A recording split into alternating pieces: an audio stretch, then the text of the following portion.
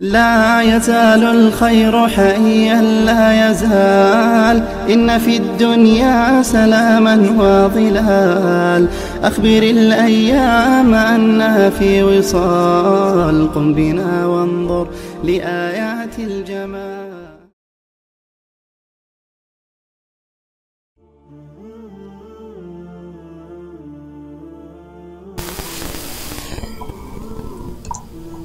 Bismillahirrahmanirrahim. Assalamualaikum warahmatullahi wabarakatuh. Alhamdulillahirabbil alamin wassalatu wassalamu ala asyrafil anbiya wal mursalin Sayyidina wa maulana Muhammadin wa ala alihi wa ashabihi ajma'in wa ba'du.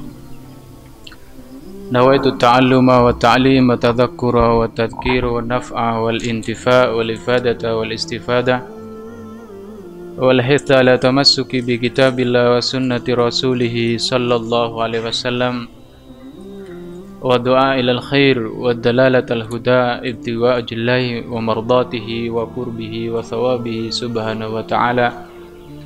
Allahumma inna nas'aluka faman nabiyyin wa hifdzal mursalin wa ilhamal malaikatul muqarrabin. Allahumma aghnina bil ilmi wa jamilna bil hilmi wa akrimna bit taqwa wa zayyinna bil afiyah bi rahmatika ya arhamar rahimin. Sallallahu ala sayyidina Muhammad walhamdulillahi rabbil alamin. Bismillah. Alhamdulillah kula kala jenengan masih dalam majelis yang sama, kajian fikih ibadah atau fikih praktis, yang niki bab paling panjang menghabiskan waktu bahasanya. Kita niki pertemuan ketiga dalam bab tayammum, dan kemarin kita sudah bukan membahas tapi mempraktekkan tayammum yang kebetulan nopo jenenge hanya saya praktekkan bagi orang-orang yang sakit biasa atau benar-benar tidak menemukan air. Cara tayamumnya kemarin sudah saya atau kita praktekkan. Namun kemarin kula menyampaikan saya jarang melihat di YouTube misalkan ada praktek langsung tayammum, sehingga kemarin niku kula merasa sayang karena tidak direkam dengan kamera, sehingga jenengan bisa nopo seandainya sak wayah-wayah lupa, kadang-kadang lupa misalkan kan bisa lihat teng pundi teng YouTube ngoten nonton. Dan biasanya kali kula lek pun mantun mriki tak share nang Ibu Titik kali Mas Herman dan lintu-lintu niku. Dan supaya praktek tayamum itu didokumentasikan dengan baik, direkam dengan baik, makanya malam ini kulo akan sedikit mengulang lagi nopo mawon dalam masalah tayamum. Kemarin kita itu membahas pra tayamum, apa saja yang dilaksanakan pra tayamum atau sebelum tayamum. Yang kedua, apa saja yang kita laksanakan saat tayamum. Dan yang ketiga, kita membahas hal-hal yang membatalkan tayamum. Pra tayamum kurang lebih ada 10 pekerjaan yang harus kita kerjakan, namun saya simpulkan ada 4 yang paling inti atau 3. Yang pertama yaitu memastikan bahwa kiblatnya sudah benar. Dan saya katakan dulu, misalkan kalau sekarang pakai GPS dan semacamnya, atau bertanya pada orang tempat kita singgah misalkan di suatu desa dengan melihat mihrabnya atau pakai nopo jenenge tadi GPS atau GPS itu boleh. Terus yang pertama memastikan bahwa kita telah menghadap kiblat. Yang kedua, atau kita tahu arah kiblat, maksudnya seperti itu. Yang kedua, kita telah memiliki atau menyediakan turabun tahirun, debu yang suci yang ada beleduk, atau nopo debu yang biasanya nempel di kaca atau pintu dan seterusnya, itu gubar bahasa Arabnya atau beleduk bahasa Jawanya. Yang ketiga, harus memastikan bahwa kita telah masuk waktu sholat, karena tayamum ini adalah cara bersuci ketika emergensi atau ketika darurat, bukan dalam hal normal. Sehingga kita harus memastikan dulu sebelum tayamum bahwa telah masuk waktu sholat. Itu yang kurang lebih kesimpulan dari pra tayamum atau sebelum tayamum. Sedangkan ketika tayamum, setelah ini saya akan manggil lagi Mas Agus. Mas Agus, mantun niki maju nggih. Praktek nih kebiasaan di shot nggih. Praktek tayamum secara umum ulama menyebutkan bahwa tayamum itu tidak bisa sah kecuali memenuhi atau ada beberapa syarat yang dipenuhi ketika benar-benar melaksanakan tayamum yang jumlahnya ada 5. Yang pertama yaitu memindah debu. Artinya debu tidak boleh, misalkan kita berada di arah barat, angin dari arah timur, tiba-tiba ada debu kena muka kita, itu tidak cukup karena harus ada namanya proses perpindahan debu dari bawah ke muka kita atau dari bawah ke tangan kita dan seterusnya. Yang kedua, niat. Niat ini kemarin juga saya jelaskan bahwa niat di sini niatnya bukan niat menghilangkan hadas. Nggak usah pakai bahasa Arab karena ribet bagi masyarakat awam. Niatnya saya katakan kemarin dengan niat, misalkan jenengan mau sholat fardu, sholat niat saja. Saya niat bertayamum supaya atau agar boleh sholat fardu dan seterusnya. Saya niat bertayamum agar boleh sholat sunnah dan seterusnya. Saya niat tayamum agar boleh menyentuh Quran dan seterusnya. Itu niat. Kalau jenengan niat untuk sesuatu yang fardu, maka jenengan boleh sholat sunnah, boleh menyentuh Quran dan apapun selain sholat fardu. Bukan fardu yang lain tapi kesunahan. Tapi kalau niat tadi, saya niat misalkan agar boleh sholat sunat duha, maka jenengan hanya boleh melaksanakan sholat sunnah plus menyentuh Quran, membaca Quran dan seterusnya. Tidak boleh melaksanakan sholat fardu.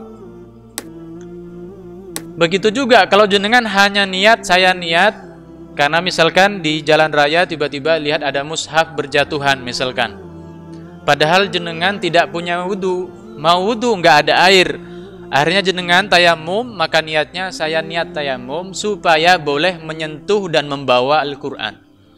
Kalau jenengan niatnya supaya boleh nyentuh atau membawa Al-Quran, maka jenengan hanya diperbolehkan itu, tidak boleh melaksanakan sholat sunnah dengan tayamum tadi. Ini madhab Syafi'i. Dalam madhab Syafi'i, kalau jenengan niat sholat fardu atau tawaf fardu, maka diperbolehkan sholat sunnah, menyentuh Quran dan seterusnya. Berarti kefarduan yang kedua ialah berniat, dan niat itu dimulai ketika jenengan tangan, misalkan ini debu, tangan ketika diangkat sudah mulai, diangkat mulai, dan niat ini terus ada sampai kita, tangan kita atau debu tadi nyampe ke salah satu atau bagian dari wajah. Harus terus ada di hati bahwa kita niat tayamum agar boleh atau supaya boleh wudu atau sholat fardu dan seterusnya. Terus yang ketiga yaitu mengusap wajah, bukan membasuh, karena kalau membasuh itu berarti harus dialirkan. Yang keempat yaitu mengusap kedua tangan sampai sikut sebagaimana dalam wudu, karena kalau dalam madhab yang lain itu tidak harus sampai sikut. Namun kata ulama, khususnya madhab Syafi'i mengatakan jenengan tayamum sama dengan wudu harus sampai ke sikut. Terus yang terakhir harus tartib, artinya tersusun. Jadi harus memindah, ketika mindah niat sampai menyentuh, baru setelah itu wajah, setelah itu tangan, Kalau seandainya dibalik, tangan dulu baru wajah, maka tidak sah wudunya. Begitu juga kalau jenengan niat, misalkan saya niat tayamum supaya bisa menghilangkan hadas kecil atau pengen menghilangkan hadas besar, maka tayamum jenengan tidak sah. Kenapa? Karena tayamum tidak bisa menghilangkan hadas kecil dan juga tidak bisa menghilangkan hadas besar. Sehingga niatnya cuma bilang tadi supaya boleh atau agar boleh. Tidak boleh niat untuk menghilangkan hadas kecil atau menghilangkan hadas besar, karena tayamum tidak bisa menghilangkan hadas. Bun, berarti pra tayamum sudah, pas tayamum sudah. Dan yang ketiga yang saya jelaskan juga, yaitu hal-hal yang membatalkan tayamum. Yang pertama murtad. Ada orang tayamum kok murtad, maka batal tayamumnya. Yang kedua, melihat langsung air atau punya prasangka kuat bahwa ada air. Terus yang ketiga, semua yang membatalkan wudhu yang kemarin kita sebutkan. Salah satunya keluarnya sesuatu dari salah satu jalan dua, menyentuh perempuan atau laki-laki yang bukan mahramnya, dan seterusnya. Kalau salah satu dari tiga ini terjadi pada diri kita, maka tayamum kita batal. Pra tayamum sudah, pas tayamum fardunya atau rukun-rukunnya sudah, hal-hal yang membatalkan tayamum juga sudah. Sekarang agar lebih berfaedah, saya pengen lagi mempraktekkan lagi tayamum seperti kemarin, karena setelah ini saya akan menjelaskan, saya akan praktekkan sendiri tayamumnya orang yang terluka atau tayamumnya orang yang pakai perban. Atau misalkan kalau sekarang hensaplas dan seterusnya nih kok. Intinya ada luka, baik ditutup atau tidak. Itu ntar. Sebelum itu, saya pengen lagi, saya bilang, Mas Agus, tolong Mas Agus. Riki Mas Agus. Praktek lagi nopo, tayamum seperti yang saya katakan kemarin. Niki disot Kang ya. Supaya niat lillahi ta'ala jenengan nyebarkan ilmu nggih.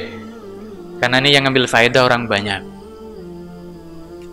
Kemarin sekali lagi awas niki tangan jangan sampai nopo ini ketutupan sikutnya, dibuka seperti orang mau wudu gini yang seperti kemarin, dan muka juga udah nggak ada, dan kalau bisa misalkan ada cincin udah lepas dari awal, karena kalau tidak dilepas dari awal ini kemungkinan ada debu yang tidak masuk ke daerah sini, cincin dan seterusnya itu dibuka dulu. Oke, praktek dari awal Mas Agus. Bayangkan di depan jenengan ada debu. Oke, bismillah. Bismillahirrahmanirrahim. Niat saya tayamum supaya boleh mengucapkan syahadat lillahi ta'ala.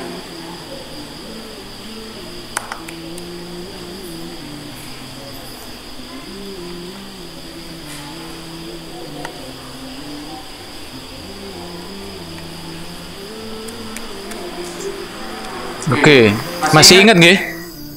Masih ingat. Oke. Terima kasih Mas Agus. Jazakallah khairan. Sampun. Saya cuma mau mengomentari yang tadi. Saya bilang kemarin, saya waktu menghadap guru saya, Syekh Al-Khatib, dan juga guru saya Dr. Abdurrahman As-Sagaf, dua-duanya adalah nopo jenengi mufti atau orang-orang yang bersederajat dengan mufti.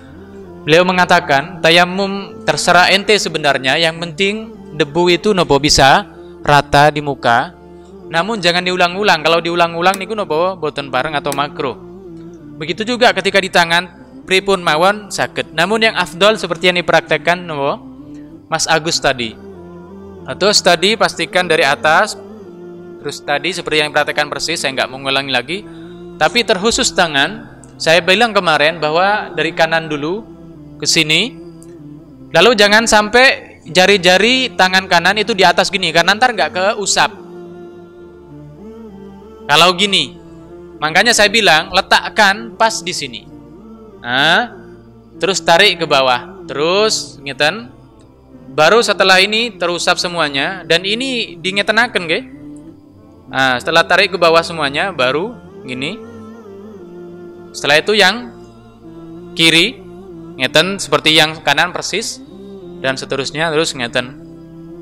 Nah, terus berarti muka dulu seperti tadi. Pokoknya bagaimana supaya jenengan nopo rata bilang ngoten. Dan tadi Mas Agus ketika praktek kan ngeten. Terus diginikan, itu jangan terlalu lama, entar habis semua debunya. Namun kata ulama disunnahkan kayak gini supaya seandainya ada yang besar-besar niku jatuh, namun jangan terlalu banyak. Gini, terus di luar wadahnya dingetenaken. Terus nopo, baru ke muka seperti tadi. Setelah itu selesai diginikan ke kiri misalkan atau ke belakang terserah. Setelah itu ambil lagi. Ini ketika jenengan gini, ini bahasa Arabnya dorbah.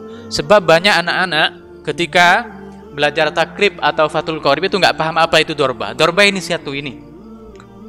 Ketika gini itu namanya naklah atau naklut turab, mindah debu.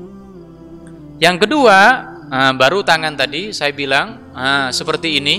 Jadi ini yang kanan seperti ini, jangan seperti ini. Karena kalau seperti ini maka bagian jari tidak akan terusap. Sehingga segini,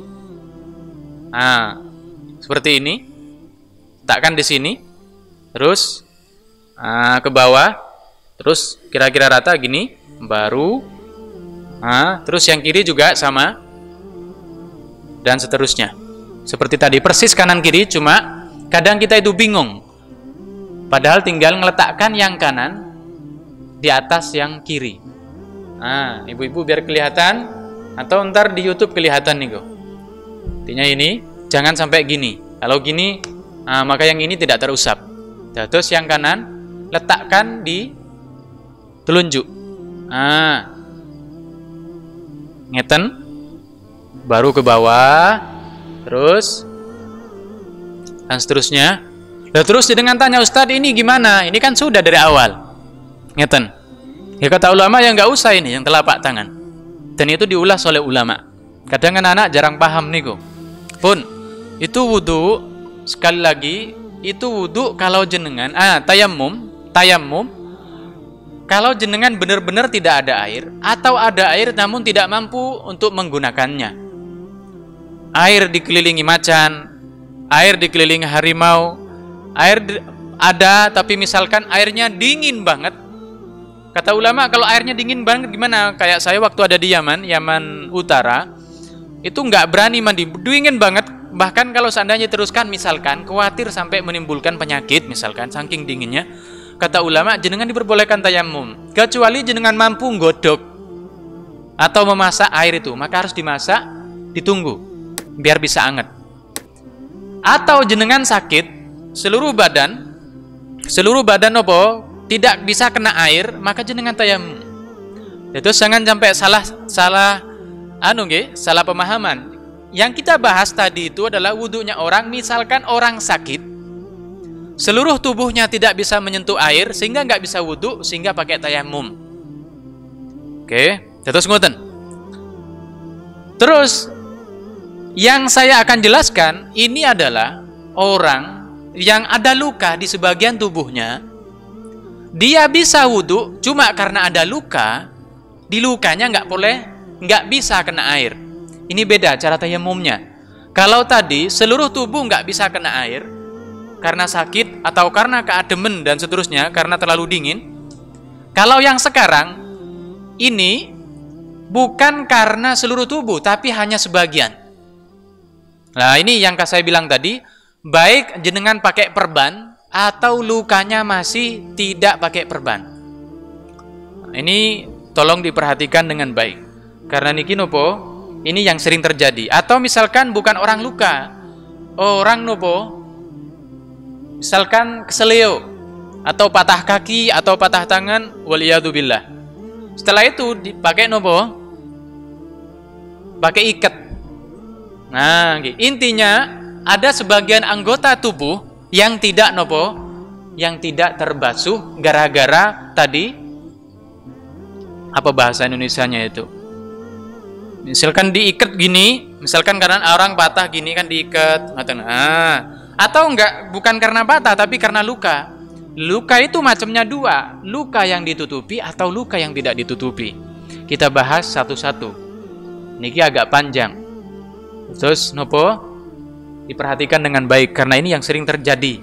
Biasanya orang kena nopo arit ketika cari rumput aja biasanya udah kena Hansaplast dan seterusnya. Itu gimana? Satu, kalau jenengan perhatikan dengan baik. Kalau jenengan kok kebetulan ada misalkan luka di anggota wudu, misalkan anggaplah di kaki, tapi lukanya jenengan tidak tutupi dengan sesuatu, Hansaplast dan seterusnya, berarti lukanya terbuka. Ini caranya jenengan wajib dua. Kalau tidak tertutup, kewajiban jenengan apa? Dua. Yang pertama, membasuh yang sembuh, yang tidak terluka. Basuh seperti biasa. Jadi misalnya ngeten, jenengan wudu, ya udah wudu kayak biasa. Yang terluka kakinya, ya udah wudu kayak biasa. Jadi yang dibasuh, jadi kewajibannya kalau orang ada yang luka, namun lukanya tidak ditutupi oleh perban dan semacamnya, kewajibannya cuma dua. Satu, yang sembuh, yang tidak apa-apa, yang tidak terluka, itu wudu kayak biasanya. Atau misalkan mandi besar, ya silahkan mandi besar kayak biasanya. Untuk yang luka tadi, itu ditayamumi. Yang luka niku ditayamumi. Terus gimana Ustadz? Nah, sekarang ngeten. Ini prakteknya orang yang mau mandi besar, tapi kakinya ada luka. Orang mau mandi besar, kakinya ada luka, namun tidak pakai perban. Lukanya berarti kelihatan, tidak tertutup. Kata ulama, kalau jenengan kayak gitu, maka tayamum dulu. Boleh tayamum dulu, boleh mandi dulu, tapi kata ulama lebih baik tayamum dulu. Saya praktekkan yang simple aja ke jenengan. Misalkan seperti ini. Oh ya, saya ini kok hadas besar. Misalkan. Oke, di kaki saya ada lukanya. Jenengan tayamum seperti biasa. Niatnya kayak tadi tetap. Misalkan jenengan tayamum gara-gara mandi besar dan niatnya supaya boleh sholat. Maka jenengan tayamum tadi, saya niat tayamum, ketika niat itu saya niat tayamum supaya boleh misalkan tayamum sebagai ganti, misalkan saya niat tayamum sebagai ganti membasuh yang luka misalkan di kaki atau di mana supaya boleh sholat fardu misalkan lillahi ta'ala. Tayamum sudah. Tayamum sudah. Seperti tadi, tangan ngapunten ya, wajah terus tangan dan selesai. Baru setelah itu mandi. Misalkan orangnya parah kakinya, misalkan waliyadzubillah, kakinya parah. Misalkan kakinya parah, jadi jenengan misalkan mandinya duduk, lukanya di sini misalkan, padahal jenengan mandi besar. Maka jenengan mandi seperti biasa. Ketika nyampe yang luka nggak harus kena air. Bahkan kalau menurut guru saya, Dr. Amjad Rashid mengatakan tidak boleh yang luka ini kena air. Yang luka ini tidak boleh kena air. Udah, kenapa? Loh ini Ustaz kan nggak kebasuh yang luka. Yang luka tadi kan udah diganti dengan tayamum. Mandinya seperti biasa, lukanya ditayamumi. Mandinya seperti biasa, lukanya ditayamumi. Itu kalau lukanya tidak pakai perban. Pun, saya simpulkan lagi. Kalau jenengan luka, tapi lukanya tidak tertutup alias terbuka, maka jenengan cuma wajib dua. Yang pertama, wudhu seperti biasanya atau mandi seperti biasanya. Yang tidak luka tetap dibasuh. Sedangkan yang luka itu jenengan tayamum sebagai ganti untuk yang luka. Pun, sekali lagi ini permasalahan agak panjang nggih. Nah, untungnya niki direkam sehingga jenengan misalkan pas suatu hari butuh jenengan bisa bolak-balik kan ngoten. Kalau nggak direkam jenengan kan bingung ntar. Masuk saya jelaskan lagi. Itu kalau mandi besar. Kalau ternyata di kaki tadi ada luka, namun jenengan mau wudu, maka caranya tetap lukanya terbuka, caranya sama.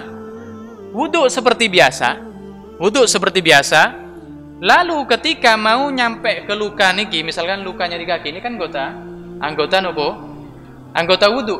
Misalkan jenengan tayamum atau ikut kaul sebagian ulama dan menurut guru saya boleh diikuti, jenengan tayamum dulu. Saya niat, misalkan saya niat tayamum supaya diperbolehkan atau supaya boleh sholat fardu sebagai ganti dari membasuh luka di kaki, misalkan seperti itu, lillahi ta'ala. Tayamum sudah seperti biasa, baru setelah itu nopo? Wudu. Terus tayamum dulu baru wudu. Niki pendapat niki kata ulama sebenarnya lemah, tapi nggak apa-apa jenengan ikuti, karena saya ikut pendapatnya guru saya yang juga bermadzhab Syafi'i bahwa itu boleh diikuti kata beliau. Berarti mandi besar atau hadas kecil, mau berwudu atau mau mandi besar, jenengan tayamum dulu, baru setelah itu mandi. Dan yang luka tidak usah nopo kena air, baik ketika wudu atau ketika mandi besar. Berarti kalau yang luka terbuka tidak tertutup, kewajibannya dua: membasuh yang tidak luka seperti biasa, dan kedua tayamum untuk yang luka. Sakit dipahami nggih? Agak panjang, namun seperti inilah napa jenenge masalah ibadah niku. Kita memang harus napa jenenge harus telaten, harus benar-benar bisa, sebab sak waya-waya napa pasti kita butuh. Seperti halnya misalkan jenengan ada orang meninggal, seluruh desa nggak ada yang bisa mandikan, bahkan anaknya nggak ada yang bisa mandikan, kan repot. Nah, cara mandikan ntar itu misalkan kita nyampe ke bab jenazah, itu saya akan praktekkan. Kenapa? Karena yang paling afdol itu yang memandikan jenengan itu anak jenengan. Anak kulo kali jenengan itu yang paling afdol. Makan kulo kiamba, seandainya kulo meninggal, kulo pengen sebelum orang datang, sebelum dengar saya meninggal, itu mandikan dulu. Sehingga orang datang, saya sudah dikafani, betul. Yang mandikan anak saya, yang ngafani juga anak saya. Jangan nunggu Pak Mudin. Karena yang paling afdol, kenapa? Seandainya waliyadzubillah ada orang meninggal, tubuhnya ada cederanya, naudzubillah, misalkan kayak tetangga saya ada yang meninggal, waliyadzubillah, dari mulutnya keluar kotoran manusia. Itu kan kalau ketemu tetangga itu kan kemana-mana. Apalagi biasanya ibu-ibu, nggih, lebih cepat daripada SMS nih kok. Wah, iku mati lah kirihipun, genep ditambahi. Ono apa sembarang. Tapi kalau anak kita kan enak, ada aibnya ketutup. Makanya saya katakan ibadah itu kayak gitu. Awalnya memang kroso sulit padahal boten. Simple tadi cuma dua. Oke, saya lanjutkan. Yang kedua adalah wuduknya orang yang punya luka tapi tertutup perban, atau misalkan orang kena apa jenenge patah tapi kena sangkal putung. Bagaimana? Kalau yang tertutup perban maka kewajibannya 3. Kewajibannya nopo? 3. Yang pertama sama, membasuh yang masih sembuh, yang enggak luka. Yang kedua ngusap perbannya. Ngusap perbannya. Jadi perbannya niku misalkan ada di kaki, misalkan di sini, jenengan mandi besar, ini perbannya diusap saja. Diusap. Jadi misalkan gini, muter, usap gini. Jangan disiram, lek podo ae. Parah antar nopo lukanya. Terus diusap mawon. Jadi yang pertama misalkan mandi besar, ngapunten ini mungkin jenengan gambar nopo kayak nggak mungkin Ustaz. Ini mungkin ada orang jatuh waliyadzubillah luka, akhirnya kakinya agak digantung ngeten. Nah, agak digantung, ngapunten. Agak digantung ngeten. Supaya ketika mandi nggak kena air, mandi dia. Dan setelah itu kakinya yang nggak kena air tadi hanya diusap pakai air, diusap saja bukan dibasuh. Berarti kewajiban pertama mandi seperti biasa atau wudhu seperti biasa, sedangkan perban itu diusap bukan dibasuh, diusap saja, diratakan. Kata ulama itu sebagai ganti dari nopo, sebagai ganti membasuh yang di bawah perban, bukan yang luka. Karena yang luka, ini kewajiban yang nomor 3. Yang luka, yang di bawah perban, itu nopo, itu diganti dengan tayamum. Berarti kalau orang pakai perban, kewajibannya 3. Yang pertama, membasuh yang tidak luka seperti biasa.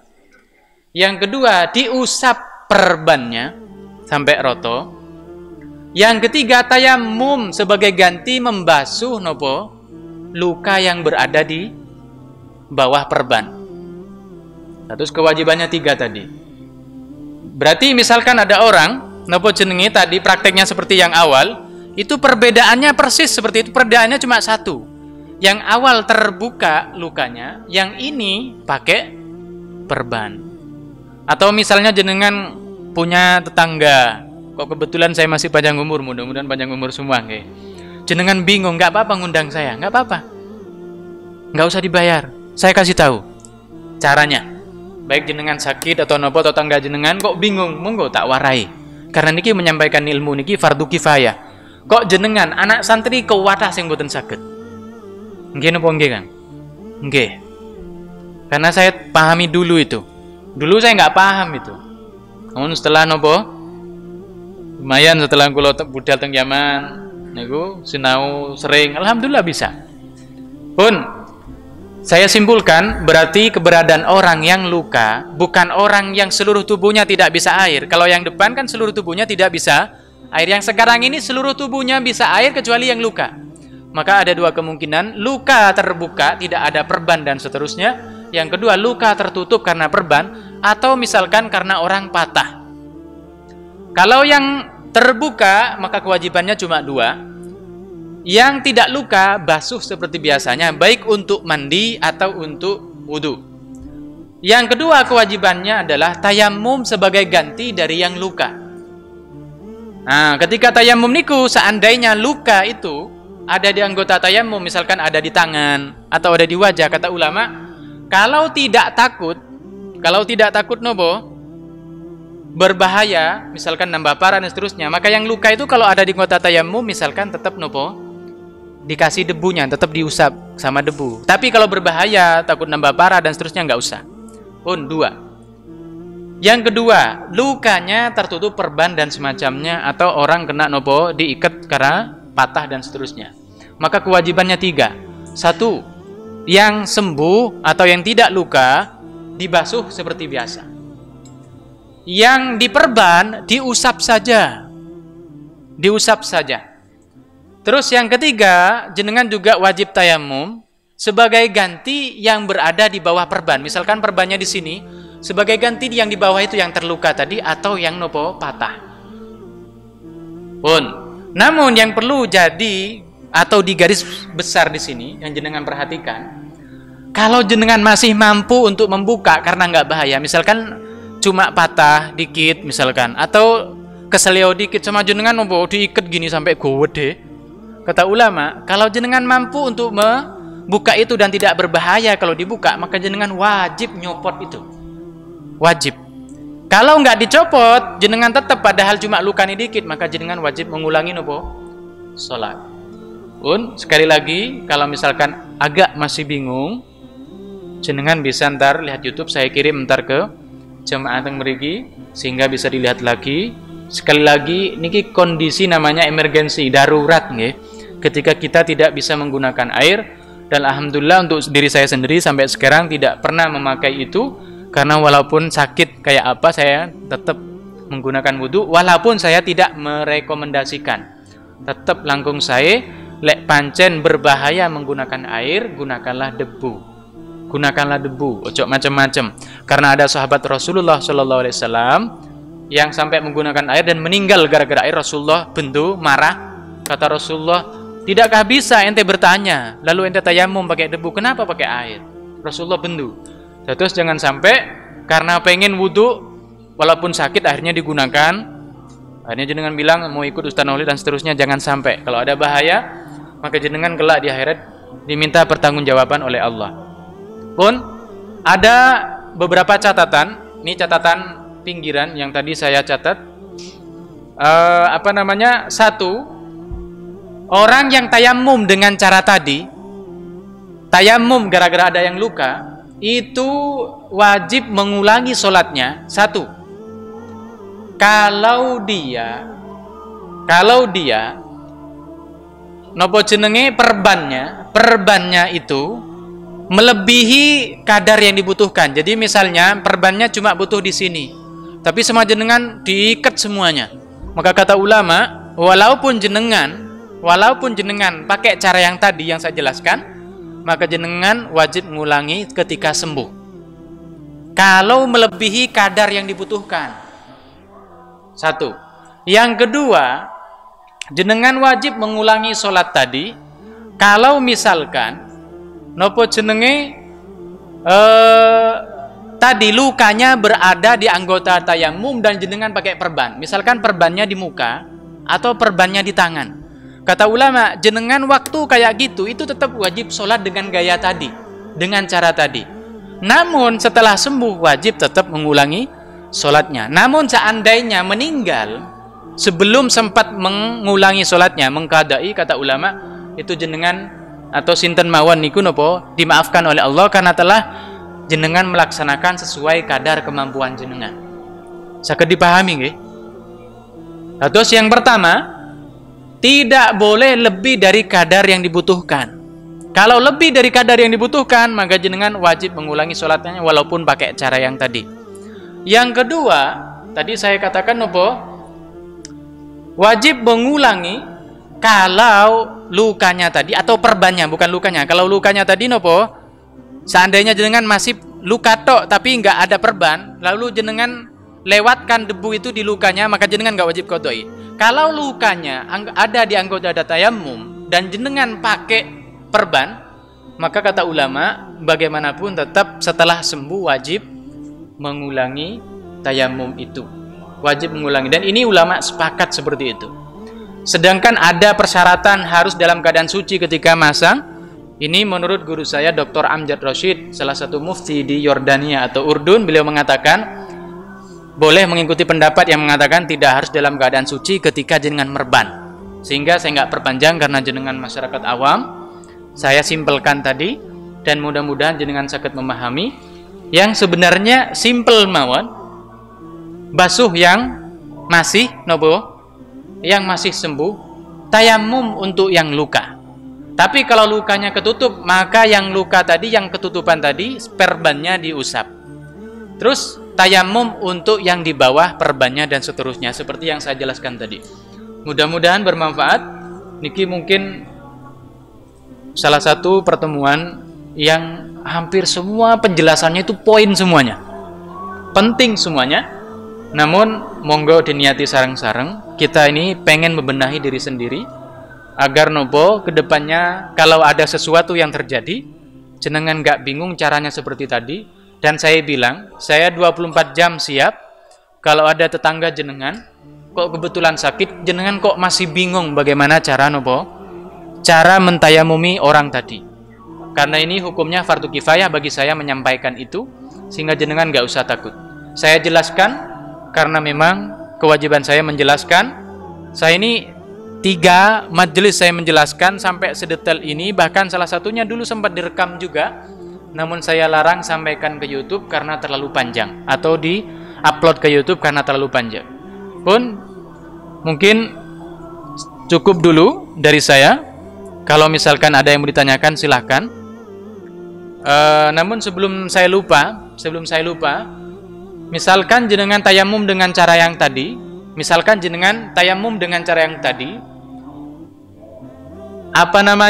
jenengan itu seandainya misalkan duhur nopo wudu.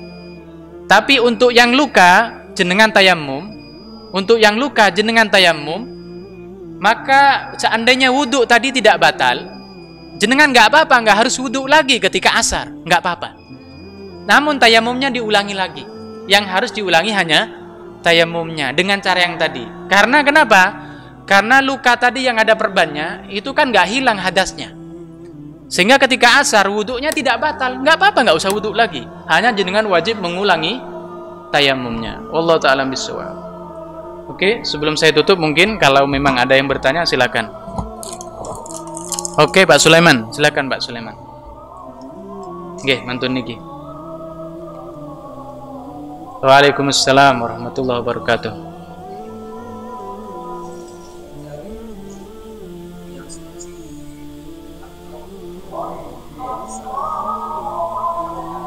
Ya. Oke, pertanyaannya simpel. Debu yang seperti apa yang boleh digunakan tayamum? Saya bilang, ulama mengatakan al-aslu fil asya at-taharah atau ilibahah, atau kalau makanan itu halal. hukum segala sesuatu itu hukum asalnya adalah suci. Qala sallallahu alaihi wasallam, ju'ilat liyal ardu masjidaw wa tahura.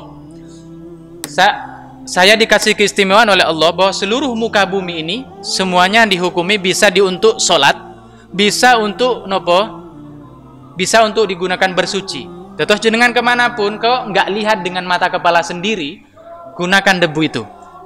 Bukan yang nopo, gunakan misalkan cari yang kering, nggih. Yang jenengan tidak lihat langsung dengan mata kepala sendiri bahwa itu dikencingi atau karena nopo ngoten yang sekira-kiranya nopo hukumnya najis. Jenengan berjalan kemanapun kok ketemu debu, gunakan. Nggak usah tanya ke orang, gunakan. Kalau jenengan tidak tahu dengan mata kepala sendiri, kecuali jenengan dikasih kabar oleh orang, ini baru dikencingi tapi udah kering, maka jenengan nggak boleh. Berarti intinya seluruh di muka bumi boleh dibuat tayamum, kecuali jenengan lihat dengan mata kepala sendiri itu najis. Oke. Terus ini ada pertanyaan dari ibu-ibu. Allahu Akbar, Allahu Akbar. Asyhadu an la ilaha illallah, asyhadu an la ilaha illallah.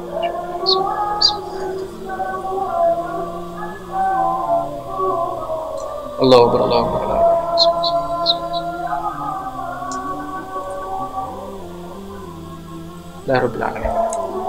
Satu, bagaimana cara bertayamum untuk orang yang sakit berat? Contohnya dia hanya bisa berbaring, duduk tidak bisa, kedua tangannya tidak bisa bergerak, tetapi fisik bisa bicara dan makan juga bisa seperti orang biasa. Itu bagaimana? Tayamum orang yang tidak bisa bergerak, sakit berat, itu jenengan boleh minta bantu orang lain. Boleh minta bantu orang lain. Terus gunakan misalkan nopo, minta bantu orang lain diperbolehkan. Misalkan nopo, tangannya misalkan digerakkan, tangannya misalkan dibawakan dan seterusnya, diusapkan dan seterusnya. Dan orangnya ngomong misalkan bisa, ya udah suruh niat kan. Yang penting bisa niat. Dan niat itu kan tidak harus diucapkan. Tidak harus nopo diucapkan. Dia tinggal kerentek ketika ngangkat misalkan, tangannya diginikan, dibantu. Bahkan seandainya berdiri, jenengan misalkan sholat, seperti sholat misalkan, itu dia bisa berdiri namun bisa dibantu. Kata ulama dia wajib berdiri. Gitu juga kayak gini tayamum juga, kalau misalkan butuh dibantuan orang lain, ya silakan dibantu. Dan nopo tadi, tapi tetap kalau niat nggak bisa diwakili, nggih. Niat itu tidak bisa diwakili. Biar saya niatin, ya nggak bisa. Kalau udah nggak bisa niat berarti udah meninggal itu. Udah nggak wajib sholat. Pingsan kok mau ditayamumi, enggak betul usah. Orang pingsan, orang meninggal, orang gila itu kan nggak wajib sholat. Berarti kalau dia masih ingat, logikanya masih jalan, masih normal, ya suruh niat saja, jangan pakai lisan. Misalkan lisannya nggak bisa, ya udah pakai hati. Itu jawabannya. Dua, debu yang telah dipakai tayamum, apakah bisa untuk bertayamum lagi? Boten. Yang telah dipakai itu seperti air yang sudah dipakai, jadi hukumnya mustakmal. Berarti nggak boleh dibuat tayamum lagi. Dulu juga udah ditanyakan salah satu jamaah, dan saya jelaskan kata ulama, itu nggak boleh dibuat pakai tayamum lagi. Karena dalam tayamum itu persis seperti wudu, juga berlaku namanya mustakmal. Jenengan wudu, eman airnya, terus airnya disimpan buat wudu lagi, nggak sah. Karena wudunya ini apa? Airnya itu air mustakmal. Begitu juga tayamum, jenengan tayamum, airnya ada, debunya ada, terus jenengan apa? Ambil lagi biar buat tayamum lagi, boten. Itu mustakmal namanya. Itu namanya at-turab al-mustakmal. Debu itu mustakmal, sehingga nggak boleh lagi untuk digunakan. Cekap? Apa ada pertanyaan? Silakan. Waalaikumsalam. Kalau kita niat tayamum, kita lagi campur pada latar kita bisa sholat sunnah. Kalau kita pegang sampai sholat isya, apakah kita tayamum? Oh, berarti pertanyaannya untuk sholat isya-nya. Ngoten nggih? Oke, terima kasih. Ada pertanyaan dari Pak Rukian. Ustadz, kalau saya tayamum untuk sholat maghrib, jadi niatnya supaya boleh sholat fardu, yaitu maghrib misalkan. Dan setelah sholat fardu, kata jenengan tadi, berarti kan boleh sholat sunnah, boleh pegang Quran, boleh baca Quran, dan seterusnya. Saya baca Quran sampai isya. Pertanyaannya, apakah saya harus tayamum? Untuk sholatnya, kalau mau sholat isya, maka wajib tayamum. Karena dua fardu, nggak boleh. Jadi satu fardu, satu tayamum. Tapi seandainya jenengan mulai ba'da isya, sholat sunnah sampai isya, maka nggak apa-apa, nggak harus tayamum. Atau mulai ba'da isya, jenengan nyentuh Al-Quran sampai jam 12 malam, nggak apa-apa, nggak harus tayamum lagi. Tapi kalau jam 8 sudah mau sholat fardu, maka harus tayamum untuk sholat fardu tadi. Betul, Pak? Oke. Cekap nggih? Apa dari ibu-ibu ada lagi? Cekap nggih? Mudah-mudahan saya dipahami. Sekali lagi, ini agak panjang. Namun seperti ini, jenengan minimal sudah gugur kewajibannya untuk belajar, karena tolabul ilmi faridatun ala kulli muslimin wa muslimatin.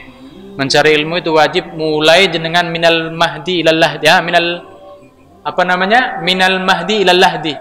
Mulai lepas dari ayunan ibu, maksudnya mulai balik sampai jenengan masuk ke liang lahat, itu wajib mencari ilmu. Dan jenengan ini berarti udah fase pertama, cari ilmunya sudah selesai, tinggal praktek. Namun kita tetap berharap kita dalam keadaan sehat, kita dalam keadaan normal, sehingga nggak perlu tayamum. Namun lek sawaya-waya dibutuhkan tadi bisa lihat di YouTube, insyaallah mangke kalau bagikan teng lintu-lintu niku teng jamaah dan seterusnya. Wallahu taala bisawab. Subhanakallahumma wa bihamdika asyhadu an la ilaha illa anta astaghfiruka wa atubu ilaik. Assalamualaikum warahmatullahi wabarakatuh.